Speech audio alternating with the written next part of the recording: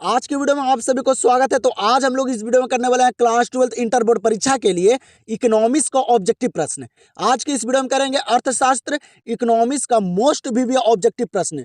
तो आप लोग जो है इस वीडियो को पूरे अंत तक देखिए, क्योंकि बाबू इस वीडियो में पूरे बुक का निचोड़ ऑब्जेक्टिव करवाया गया है। प्रीवियस ईयर प्रश्न और बोर्ड परीक्षा में पूछे गए प्रश्न सारे यहाँ पे हैं। तो आप लोग इस वीडियो को पूरे अंत तक देखिए और सारे प्रश्न को करते चलिए। तो चलिए हम लोग ज्यादा समय नहीं लेंगे और करते इकोनॉमिक्स का मोस्ट वीवीआई ऑब्जेक्टिव प्रश्न।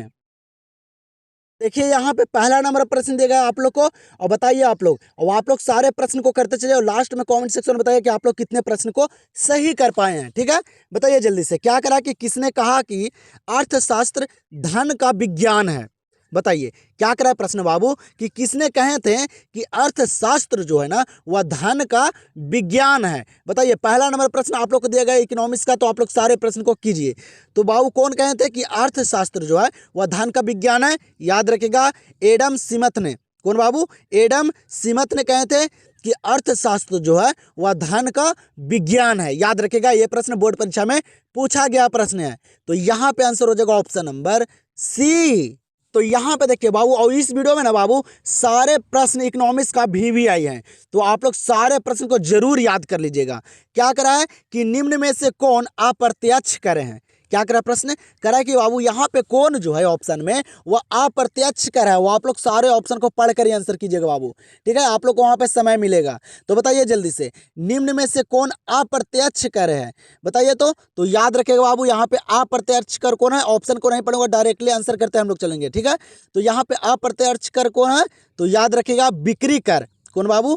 बिक्री कर जो है ना वह अप्रत्यक्ष कर है। याद रखिएगा। तो यहाँ पे आंसर हो जाएगा दूसरा नंबर प्रश्न का ऑप्शन नंबर डी। यहाँ पे तीसरा नंबर प्रश्न पे ध्यान दीजिए। क्या कराए अगला प्रश्न कि उत्पादन का सक्रिय साधन है। बताइए उत्पादन का जो सक्रिय साधन है वह क्या है? पूंजी है, श्रम है, भूमि है कि संगठन है? बताइए जल्दी से कीजिए। सारे प्रश्न आज की इस वीडियो में इंपॉर्टेंट बाबू इकोनॉमिक्स के, तो आप लोग इकोनॉमिक्स के ये सारे प्रश्न को देख लीजिए। ठीक है, तो बताइए तो उत्पादन का सक्रिय साधन है क्या है? तो याद रखिएगा बाबू, क्या है? श्रम है। क्या है बाबू? श्रम जो है उत्पादन का सक्रिय साधन है। और ये भी प्रश्न बोर्ड परीक्षा में पूछे गए प्रश्न है, और पूछे गए प्रश्न को इसलिए करवा रहा हूँ कि बाबू जो बोर्ड परीक्षा है जो वो बार बार पूछे गए प्रश्न को रिपीट भी कर रहा है, तो आप लोग याद रखिएगा। ठीक है, तो उत्पादन का सक्रिय साधन क्या है? तो श्रम है। तो ऑप्शन नंबर क्या हो जाएगा? Option number B right answer. तो यहाँ पे देखिए अगला प्रश्न को काफी इंपॉर्टेंट प्रश्न बाबू। क्या करे कि निम्नलिखित में से कौन सा मुद्रा का कार्य नहीं है? यहाँ पे प्रश्न कर रहा है कि मुद्रा का कार्य जो यहाँ पे है वह कौन नहीं है? तो आप लोग सारे ऑप्शन को पढ़ लीजिएगा। ठीक है, मुद्रा का कार्य यहाँ पे कौन नहीं है, और ये प्रश्न बहुत ही इंपॉर्टेंट प्रश्न है, बार बार पूछे जाने वाला प्रश्न है। तो यहाँ पे इस प्रश्न को आप लोग वीवीआई भी लगा लीजिए।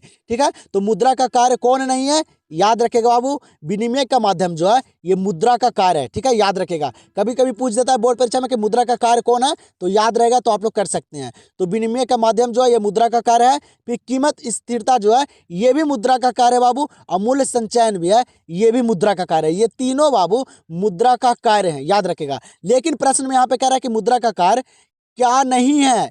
तो बाबू याद रखेगा, लेखा की इकाई जो है ना ये बाबू मुद्रा का कार्य नहीं है। ये प्रश्न बोर्ड परीक्षा में पूछा गया प्रश्न, तो आप लोग रट जाइए सारे प्रश्न को। तो यहाँ पे इस प्रश्न का आंसर क्या हो जाएगा? Option number D.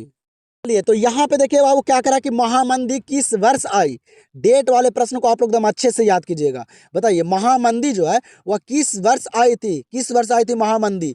याद रखेगा कब? 1929 में। कब आई थी? 1929 में महामंदी आई थी। तो यहाँ पे आंसर क्या हो जाएगा? Option number B. चलिए, तो अगला प्रश्न पे ध्यान दीजिए। काफी इंपॉर्टेंट प्रश्न पूछा गया है। क्या करा है कि बजट की अवधि क्या होती है? बजट की जो अवधि होती है वह क्या होती है? काफी इंपॉर्टेंट प्रश्न बाबू, बताइए जल्दी से। और आप लोग अभी तक इस चैनल से नहीं जुड़े हैं तो आप लोग इस चैनल से जुड़ जाइए, क्योंकि बाबू आप लोग को एग्जाम से पहले सारे विषय का ऑब्जेक्टिव इसी प्रकार से कंप्लीट करवा दूंगा कि आप लोग को बोर्ड परीक्षा में कोई भी दिक्कत या समस्या नहीं आएगा। तो आप लोग इस चैनल से जुड़ना नहीं भूलेगा। ठीक है, और वीडियो आप लोग को पसंद आएगा तभी आप लोग लाइक कीजिएगा। क्या करा है कि बजट की अवधि क्या होती है? बजट की जो अवधि होती है वह क्या होती है? और इस वीडियो को आप लोग पूरे अंत तक देख लीजिए। इकोनॉमिक्स का पूरा निचोड़ ऑब्जेक्टिव है इस वीडियो में। तो याद रखेगा बजट की जो अवधि होती है ना वह क्या होती है बाबू? तो वार्षिक होती है। क्या होती है? वार्षिक होती है। ये प्रश्न को याद रखेगा। तो यहाँ पे आंसर हो जाएगा ऑप्शन नंबर ए।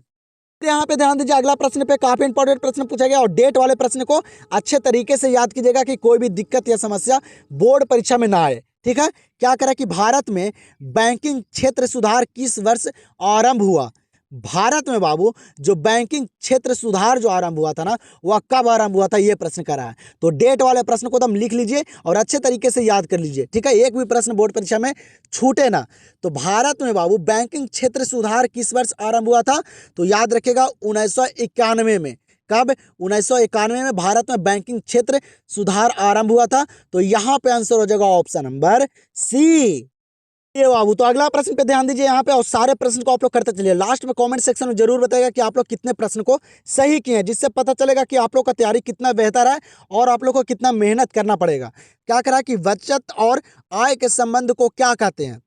बचत और आय के संबंध को क्या कहा जाता है? ऑप्शन दिया गया है, काफी इंपॉर्टेंट प्रश्न है बाबू और बोर्ड परीक्षा में यह प्रश्न पूछा गया है। तो बताइए जल्दी से, बचत और आय के संबंध को क्या कहते हैं? याद रखेगा क्या कहा जाता है? तो बचत फलन कहा जाता है। क्या कहा जाता है बाबू? बचत फलन कहा जाता है बचत और आय के संबंध को। तो यहाँ पे आंसर क्या हो जाएगा? Option number C. तो अगला प्रश्न पे ध्यान दीजिए आप लोग, यहाँ पे क्या करें? अगला प्रश्न कि निम्नलिखित में से कौन वस्तु कर नहीं है? बताइए, यहाँ पे बाबू वस्तु कार्य जो है वह नहीं है, ये प्रश्न कर रहा है। ठीक है, तो ऐसे प्रश्न में ना आप लोग सारे ऑप्शन को पढ़ कर कीजिएगा और आप लोग इस वीडियो में सारे प्रश्न करवाऊंगा बाबू। जिस तरह से बोर्ड परीक्षा में प्रश्न पूछे जा रहे हैं ना, वो सारे लेवल का प्रश्न आप लोग को यहाँ पे मिलेगा। तो बताइए जल्दी से, निम्नलिखित में से कौन वस्तु कर नहीं है? याद रखेगा वस्तु कर यहाँ पे कौन नहीं है बाबू? तो आयकर जो है, आयकर जो है ना, ये वस्तु कर नहीं है। याद रखेगा वस्तु कर कौन नहीं है? आयकर वस्तु कर नहीं है। बाकी ये तीनों जो है ना, वह वस्तु कर है। याद रखिएगा, याद कर लीजिए। ठीक है, तो यहाँ पे आंसर क्या हो जाएगा? Option number D. चलिए, तो अगला प्रश्न को देखिए, क्या करा कि राशन की दुकान में मिलने वाला गेहूं किसका उदाहरण है? और ये भी प्रश्न पूछा गया प्रश्न है। तो बताइए, राशन की दुकान में मिलने वाला गेहूं किसका उदाहरण है? जल्दी जल्दी से कीजिए आप लोग सारे प्रश्न का आंसर। ठीक है, बताइए जल्दी से। तो बाबू, राशन की दुकान में जो मिलने वाला गेहूं है, वो उदाहरण किसका है? याद रखिएगा, उच्चतम निर्धारित कीमत का। किसका बाबू? उच्चतम निर्धारित कीमत का है। ये प्रश्न को याद रखेगा। तो यहाँ पे आंसर क्या हो जाएगा? Option number A. तो अगला प्रश्न को यहाँ पे देखिए बाबू, और आप लोग को बताता हूँ, आप लोग को इस चैनल पे ना मॉडल पेपर और क्वेश्चन बैंक ये सारे करवाया जाएगा बाबू। आप लोग को जब भी मॉडल पेपर जब जारी कर दिया जाएगा बिहार बोर्ड द्वारा, तो आप लोग के यहाँ पे मैं करवा दूंगा। ठीक है, मॉडल पेपर से, क्योंकि काफी सारे प्रश्न पूछे जाते हैं, तो आप लोग को मॉडल पेपर और क्वेश्चन बैंक सारा करवाऊंगा बाबू, सारे विषय का। तो आप लोग इस चैनल से जुड़ना नहीं भूलेगा। ठीक है, और वीडियो पसंद आएगा तो वीडियो को आप लोग लाइक कर दीजिए बाबू। ठीक है, क्या करा कि बिस्कुट का बाजार किस प्रकार का बाजार है? क्या करा प्रश्न कि बिस्कुट का जो बाजार है ना, वह किस प्रकार का बाजार है? ये भी प्रश्न काफी इंपॉर्टेंट प्रश्न है बाबू। तो बताइए, बिस्कुट का बाजार किस प्रकार का बाजार है? याद रखेगा, पूर्ण प्रतियोगिता। कैसा बाबू? पूर्ण प्रतियोगिता बाजार है। ठीक है, ये प्रश्न भी आया गया प्रश्न है। तो यहाँ पे आंसर क्या होगा? Option number D. आप लोग को बाबू कौन सा विषय सबसे ज्यादा कमजोर है? आप लोग कमेंट सेक्शन में बता सकते हैं। आप लोग कमेंट सेक्शन में बताइए कि आप लोग का जो विषय है वह कौन सा सबसे कमजोर है, उसका तैयारी नहीं है। तो मैं आप लोग के लिए उसका भी पूरे अच्छे तरीके से सारे गेसिंग करवाया गया प्रश्न करवा दूंगा कि आप लोग को बोर्ड परीक्षा में दिक्कत नहीं आएगा। ठीक है, तो आप लोग कमेंट सेक्शन में जरूर बताइएगा। क्या करा कि निम्न में से कौन अर्थव्यवस्था की पूंजी है? बताइए, काफी इंपॉर्टेंट प्रश्न बाबू, बहुत ही वीवीआई प्रश्न है, बोर्ड परीक्षा में आया गया प्रश्न है। करा कि अर्थव्यवस्था की पूंजी कौन है? यहाँ पे याद रखेगा बाबू, ये बहुत इंपॉर्टेंट प्रश्न है। अर्थव्यवस्था की जो पूंजी है ना, वह भवन भी है, कार्यालय भी है, सड़क सेतु हवाई अड्डा भी है। ये तीनों अर्थव्यवस्था की पूंजी है। तो यहाँ पे आंसर क्या हो जाएगा? इनमें से सभी। Option number D. लिए तो फिर यहाँ पे अगला प्रश्न को देखिए बाबू, क्या करा कि अर्थव्यवस्था किसका उत्पादन करती है? क्या करा कि अर्थव्यवस्था जो है वह किसका उत्पादन करती है? ऑप्शन दिया गया है, वस्तु का, सेवाओं का, लाभ का, ए और बी दोनों का। बताइए आप लोग, बताइए जल्दी से। काफी इंपॉर्टेंट प्रश्न बाबू, सारे प्रश्न आप लोग को इस वीडियो में इंपॉर्टेंट है। तो अर्थव्यवस्था किसका उत्पादन करती है? याद रखेगा किसका बाबू? तो वस्तुओं का और सेवाओं का। किसका? वस्तुओं का और सेवाओं का, ये दोनों का बाबू अर्थव्यवस्था जो है वह उत्पादन करती है। तो आंसर यहाँ पे क्या होगा? ए और बी दोनों। सारे ऑप्शन को पढ़ कर कीजिएगा, बार बार मैं बोल रहा हूँ। ठीक है, तो ए और बी दोनों हो जाएगा सही यहाँ पे, ऑप्शन नंबर डी। ध्यान दीजिएगा, यहाँ पे क्या करा है कि मांग वक्र की ढाल क्या होती है? क्या करे कि मांग वक्र की ढाल जो होती है वह क्या होती है? बहुत इंपॉर्टेंट प्रश्न है। तो मांग वक्र की ढाल क्या होती है? याद रखिएगा बाबू, वह ऋणात्मक होती है। क्या होती है? मांग वक्र की ढाल ऋणात्मक होती है। ये भी प्रश्न काफी इंपॉर्टेंट है, ठीक है। तो यहाँ पे आंसर हो जाएगा ऑप्शन नंबर बी। चलिए तो अगला प्रश्न को देखिए, यहाँ पे क्या करा कि आवधिक जमा किस खाते में रखा जाता है बाबू। क्या करा कि आवधिक जमा जो है वह किस खाते में रखा जाता है, ये प्रश्न करा है। बताइए जल्दी से कीजिए। यहाँ पे ऑप्शन दिएगा, आप लोग सारे ऑप्शन को पढ़कर करते चलिए। तो बाबू आवधिक जमा जो है ना वह किस खाते में रखा जाता है, याद रखिएगा प्रश्न को, अवधि जमा खाते में। किसमें? अवधि जमा खाता में रखा जाता है बाबू, अवधिक जमा। तो यहाँ पे आंसर क्या हो जाएगा? Option number A. तो यहाँ पे अगला प्रश्न पे ध्यान दीजिए, क्या करा कि सबसे पहले किसने माइक्रो शब्द का प्रयोग किया। क्या करा बाबू कि कौन बाबू सबसे पहले माइक्रो शब्द का प्रयोग किए थे, ये प्रश्न करा है। और ये भी प्रश्न इकोनॉमिक्स के पेपर में पूछा गया प्रश्न है, ठीक है। तो माइक्रो शब्द का जो प्रयोग किए थे ना वह कौन किए थे? तो रेगनर फ्रिश ने किए थे। कौन? रेगनर फ्रिश ने, याद रखिएगा। तो यहाँ पे आंसर होगा ये प्रश्न का ऑप्शन नंबर डी। अब देखिए यहाँ पे प्रश्न को इसी प्रकार से भी प्रश्न आप लोग को बोर्ड परीक्षा में देखने के लिए मिलेगा, ठीक है। क्या करें यहाँ पे प्रश्न कि सीमित संसाधनों का विनिधान क्या है। बताइए क्या करें कि सीमित संसाधनों का विनिधान जो है वह क्या है, यहाँ पे ये प्रश्न करा है। आप लोग को बताएं कि आप लोग को हाई लेवल से लो लेवल तक सारे प्रश्न करवाऊंगा। जिस प्रकार से बोर्ड परीक्षा में प्रश्न आ रहे हैं ना वह सारे प्रश्न आप लोग को करवाऊंगा। तो आप लोग सिर्फ बने रहिए यहाँ पे। तो सीमित संसाधनों का विनिधान जो है वह क्या है? तो याद रखेगा बाबू, किसी कंपनी के केंद्रीय समस्या और है किसी व्यक्ति की केंद्रीय समस्या, अर्थव्यवस्था की केंद्रीय समस्या बाबू, ये तीनों जो है ना वह सीमित संसाधनों का विनिधान है, याद रखिएगा, ठीक है। ये तीनों, तो यहाँ पे क्या होगा? इनमें से सभी, option number D is the right answer. तो फिर यहाँ पे अगला प्रश्न क्या करा है? कह रहा है कि दो विक्रेता किस प्रकार के बाजार की विशेष स्थिति है। क्या करा है कि दो विक्रेता बाबू, दो बेचने वाला किस प्रकार के बाजार की विशेष स्थिति है, ये प्रश्न कर रहा है। बताइए, सारे प्रश्न इंपॉर्टेंट है। और आप लोग को वीडियो पसंद आ रहा होगा तो वीडियो को आप लोग लाइक करना नहीं भूलेगा बाबू, ठीक है। आप लोग को इस वीडियो में थोड़ा कम ऑब्जेक्टिव करवाऊंगा, फिर अगले वाला जो वीडियो लाऊंगा ना उसमें आप लोग को 100 ऑब्जेक्टिव करवाऊंगा इकोनॉमिक्स का, ठीक है। तो आप लोग इस चैनल से बने रहिए। तो दो विक्रेता किस प्रकार के बाजार की विशेष स्थिति है, याद रखेगा, अल्पाधिकार। किसका बाबू?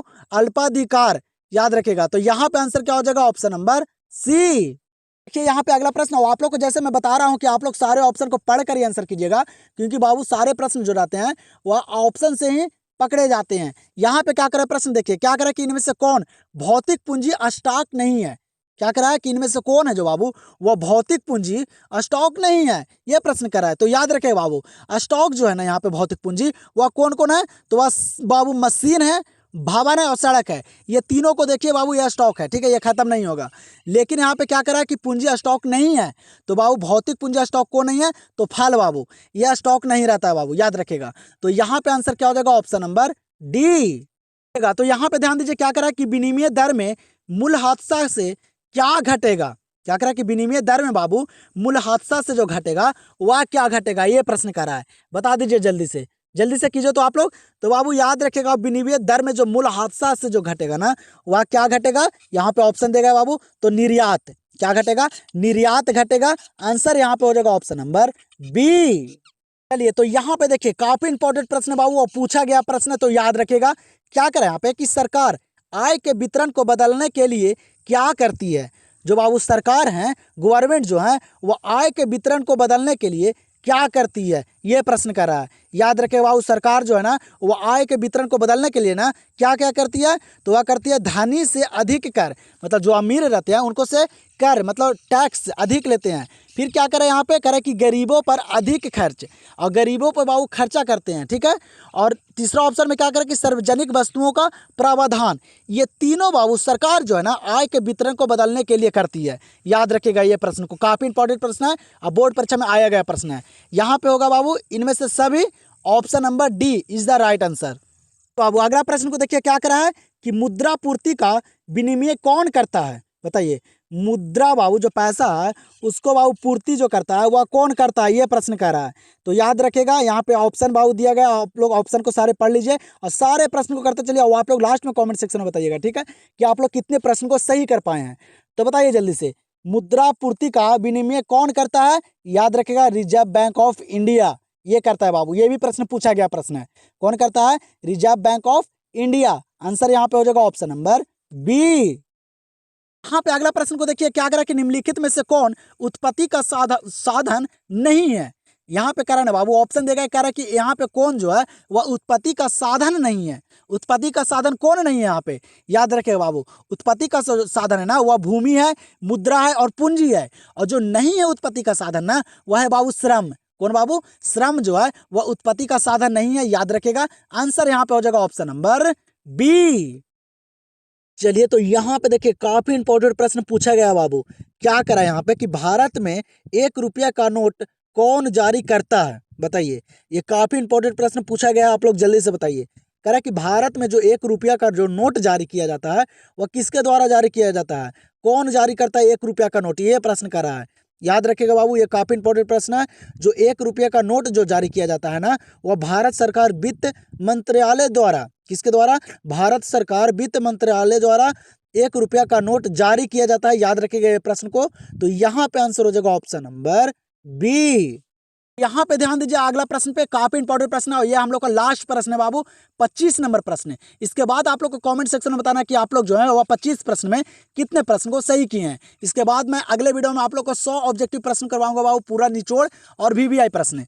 बता दीजिए यहाँ पे 25 नंबर प्रश्न का आंसर क्या करा है? रोजगार गुणक सिद्धांत के जनक कौन थे? रोजगार गुणक सिद्धांत के जो जनक थे वह कौन थे? ये प्रश्न करा, काफी इंपॉर्टेंट प्रश्न पूछा गया प्रश्न है। तो बताइए आप लोग, इसके बाद आप लोग बताइए कि आप लोग 25 में कितने प्रश्न सही कर पाए हैं। तो बाबू रोजगार गुणक सिद्धांत के जो जनक है ना, वह कौन है? तो वह है बाबू किन्स। कौन है? किन्स जो है ना, वो रोजगार गुणक सिद्धांत के जनक हैं। ये प्रश्न को याद रखेगा। आंसर यहाँ पे हो जाएगा ऑप्शन नंबर ए। तो आप लोग बाबू जल्दी से कमेंट सेक्शन में बताइए कि आप लोग जो है 25 प्रश्न में कितने प्रश्न को सही किए हैं। और आप लोग अभी तक इस चैनल को सब्सक्राइब नहीं किए तो चैनल को सब्सक्राइब कर लीजिए, क्योंकि यहाँ पे बाबू क्लास 12 इंटर बोर्ड परीक्षा का तैयारी करवाया जाता है। और आप लोग का इसी प्रकार से सारे विषय का ऑब्जेक्टिव करवा दिया जाता है कि आप लोग को बोर्ड परीक्षा में कोई दिक्कत ना आए। आप लोग को एग्जाम से पहले यहाँ पे सारा मैं कंप्लीट करवा दूंगा और आप लोग को सब्जेक्टिव का भी गेसिंग करवा दूंगा कि कौन कौन से प्रश्न जो है वह इंपॉर्टेंट है। तो आप लोग इस चैनल से जुड़ जाइए और वीडियो पसंद तो वीडियो को आप लोग लाइक करना नहीं भूलेगा और कॉमेंट सेक्शन में अपना स्कोर बताना नहीं भूलेगा। ठीक है, तो हम लोग मिलते हैं अब अगले वीडियो में इसी धमाके के साथ।